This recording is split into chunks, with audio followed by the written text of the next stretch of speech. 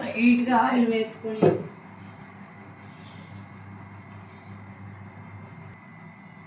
పచ్చిమిర్చి, పోపు, ఆవాలు, ఎల్లుల్లిపాయలు, కరివేపాకు,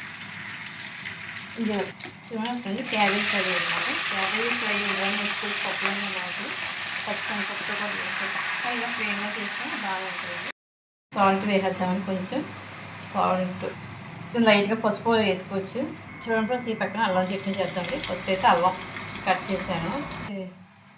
టమాటాలు ఫ్రై చేద్దాం. ఈ టమాటాలు, ఆనియన్స్, అల్లం చట్నీ, టమాటాలు, ఆనియన్స్, అల్లం వేయించుకుంటుంది. బెల్లం కూడా ఈ అల్లం చట్నీ అంతా మగ్గుతూ ఉంటుంది. కొంచెం జీలకర్ర, కొంచెం ధనియాలు, కొంచెం మన కారం తగ్గట్టు ఎండుమిర్చి కూడా వేసి కొంచెం లైట్గా కారం జరుగుతుంది. చూడండి మన పెసరట్టు అయితే వేసాను.